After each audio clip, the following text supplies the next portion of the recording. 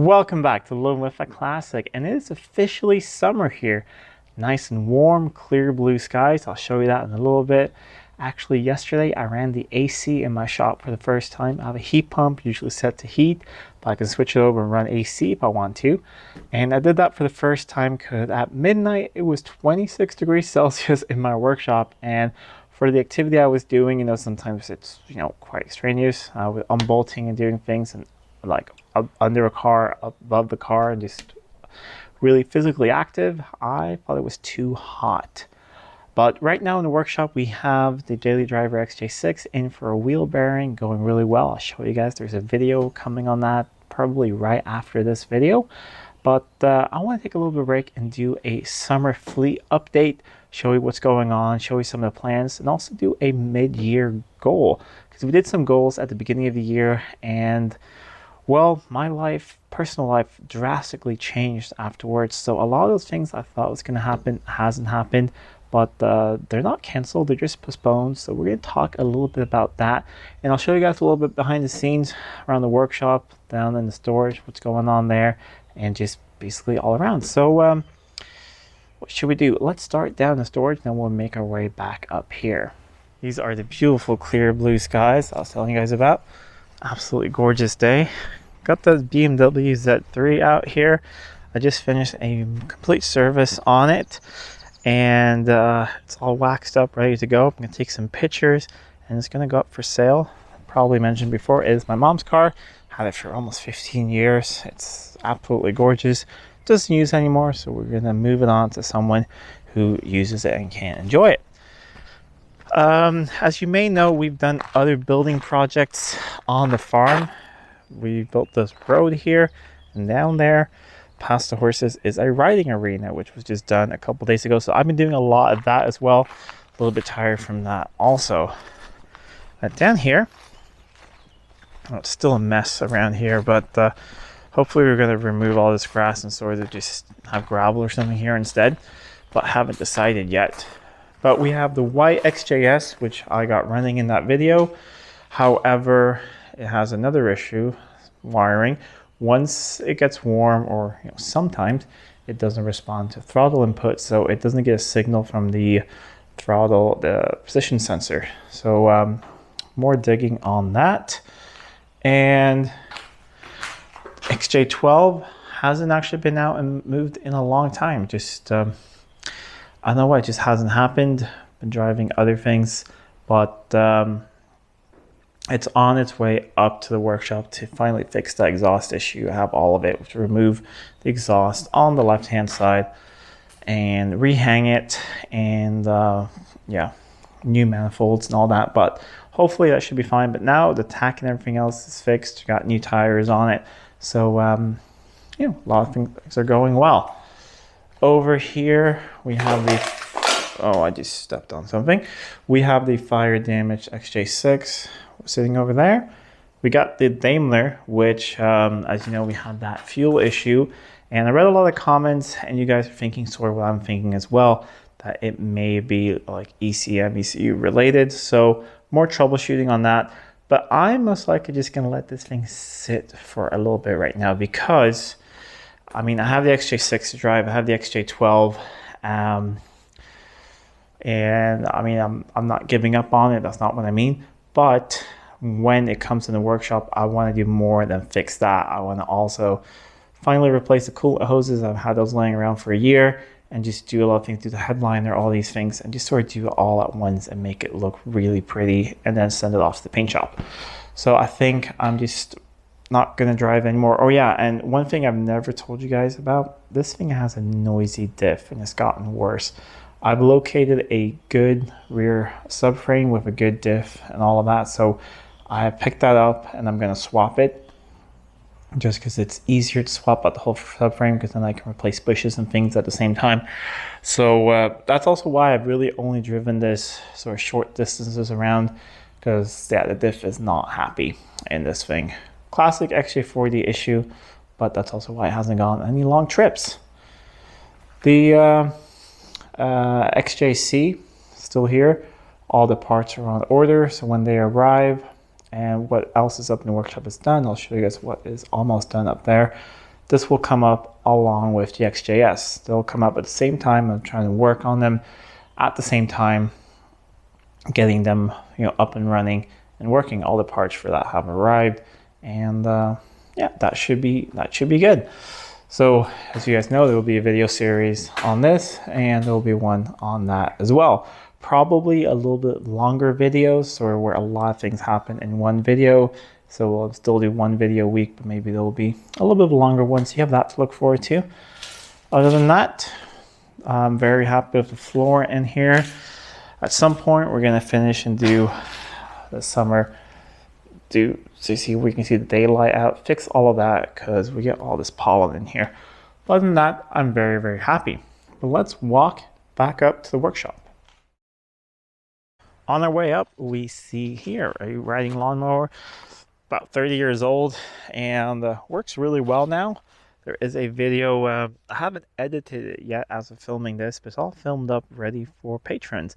I do some obscure weird things just as extra videos, so thank you for their support, and the things that wouldn't do well on the main channel, but I think is really fun to do on there, which is just usually other mechanical things. So replace some bearings and some other things, and this thing works really well now. But we'll continue our little walk up here to the workshop, looking at the beautiful BMW. I do really like the wheels on this, the split rims, BBS. Do really look very cool on this car. So hopefully this thing will find a new home, and people will be really, really happy with it. Over here are the original wheels, which are going to come with the car as well. We just cleaned them off, laying over here. So these are the original 15-inch, and now they're on 17s. So we have Daily Driver. Just came in earlier today, and wheel bearing noise. You'll get a complete video on it, but started making a noise when I came back from the last car show, and then I sort of forgot about it. A couple days later, I drove my daughter to daycare, and then it was just a little bit more noisy. So ordered the bearings, been sitting for a couple weeks, and now I've gotten around to it. So all taken apart, stub axle looks to be in excellent condition. So hopefully it's all going to come back in the next day or so, and it will all be back together. But then we can go out and drive this thing. Here's one more thing I want to do. I haven't decided if I'm going to do it right now or not. It is, well, the exhaust. If you remember, these are the Series 1 manifolds, and they have really, really bad studs. I could not get them out. So the rear one is leaking, and I do have new studs on the other manifolds I have, so I'm probably just going to swap over manifolds. I have new gaskets, and then I think I'm going to once and for all fix this exhaust, because every single time I move it so that it doesn't hit, it takes a couple of weeks or so, and it just sort of slides back into its position, and it's hitting again. So I think I'm going to just completely disassemble it and just hang it from new. I think it's going to be the easiest way. So we'll see if I tackle that now or not. It sort of depends. The other big thing I've been working on, which you guys haven't seen, is the S-Type. Lots of things have been going on. The whole engine is electrically plugged in now, and it's bolted in. Everything underneath. The next thing is exhaust manifolds, and I'm fighting with those right now on the bench. I can show you that. After that, it is the radiator, coolant hoses, and I'm going to empty out the fuel tank, put fresh fuel in it, and we're pretty much ready to fire it up after that. I do want to spin it over with the plugs out. That's why the coils aren't in it. Plugs are just loosely in. It has fresh oil in it now and everything. So I want to spin it over, make sure we get oil pressure, all of that. But if things go well, I'm hoping in the next 2 weeks to have this thing up and running. That is really, really the goal. I'm working on it as much as I can, but it's sort of one of those things that it really just frustrates me a lot working on this thing, because everything is really tight and everything is just sort of not made to be taken apart, which is why I like older cars more. And things are really tight. So like I just put on the alternator down there, and the AC compressor, but I don't dare to put on the power steering pump because that will be in the way for the exhaust manifolds, and so on and so forth. And last time I had an issue getting the exhaust manifolds out of there, but I think if I can sort of sneak them in somehow with the radiator out, I'm hoping that's going to go better. But we'll walk over to the bench and I'll show you guys what I'm fighting with those manifolds. And here is my very messy bench at the moment. It was actually cleaned a couple days ago, but that's what happens when I'm in the middle of filming. It's, yeah, that usually happens. I tried to clean it off after I filmed though. But here we have the hub. I've just knocked out the races. There they are. So I'm going to clean out the old grease in here, and then I have a complete new bearing kit with the seal and everything. And then I bought a bunch of new grease in big containers and new grease from our grease gun as well. So put this all back together. Hopefully I might even do this tonight, and we'll see, but this should be the next video for you guys. But this is what we talked about. Let's see. Here's one of the exhaust manifolds. All the bolts going into the head came off perfectly. However, these snapped. And I mean, I have a new set of drill bits. They're quite expensive and very good, but they hardly want to get through here. So there was another stud here. I could get that one off with heat and vice grips. So I think what I'm going to do, I bought even more drills, and I am going to cut these with an angle grinder right there, try and save that piece. Then I'm going to drill them up. These are 10 millimeters at the moment. I'm going to drill it up and tap into 12. I just bought a new M12 tap and new hardware, so I think that will be fine, and hopefully that will work and be tight. I do have new gaskets for this. They just arrived a couple days ago in the mail. So once that is on, which is sort of the annoying thing on the S-Type, I think I'll be pretty motivated to be able to finish it. And I'm really looking forward to hearing that V8 fire up. Hopefully it sounds good. The other cars on here is the XJS in the back. The convertible is under the cover. Not much to see there. It's hasn't come out for the summer yet, basically because the S-Type is in the way. I did think about sort of trying to maneuver the S-Type out of here to get the XJS out, but I'd spend probably about 3 hours doing that, and that is time better spent on actually working on the S-Type. So that's what I did that day instead, and managed to get a lot of things done. But yeah, there's a lot of things with that car. Sort of, you have to take things, like I was bolting the alternator down, and just would not go into the bracket at all, whatever I did, and I couldn't adjust the bracket in place. So yeah, I had to unbolt it, get in the vise, sort of heat it up, get the adjuster thing to work, put it all back together, and yeah, that's just, everything just takes a lot of time. But learned a lot about the V8s, and yeah, it's been somewhat educational, let's just put it that way. We have the XJS, my 1975 one. It's at my friend's Dan, and I think he said the floors are completely done in it. He's painted them, they look gorgeous.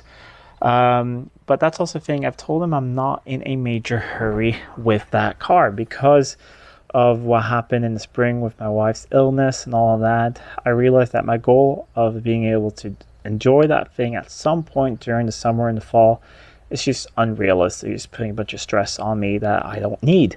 It's supposed to be fun working on cars. It shouldn't be stressful. So I talked to him about that, and also because he's doing it at a really friendly price, like where I told him that if he has other customers, in between, and he needs, to do things to pay his bills, he should do that. So he's fixed a couple of cars in between, and then, he usually does like 1 or 2 little quick collision repairs or rust repairs or small little MOT failure things, and then he gets my car back in and continues working on it. But he says sometime during the summer it should be done. When that is back, a lot of the fun begins. I think we're going to start with the IRS, get that thing out of there, put the new brakes in, all of that. And then interior will be a lot of fun as well. I've been in contact with a company, and we're going to do a really cool thing with the interior. And yeah, just have to see and wait. That will be a lot of fun.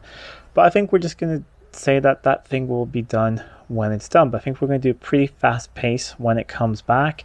That's why I have a lot of these other things I want to finish before it gets back. But I think next spring that thing will be back on the road. We have one car that we always keep forgetting, and that is the 1966 S-Type. And yes, it does get put to the side a bit, but that's also because it is such a massive project that and it's going to be quite expensive.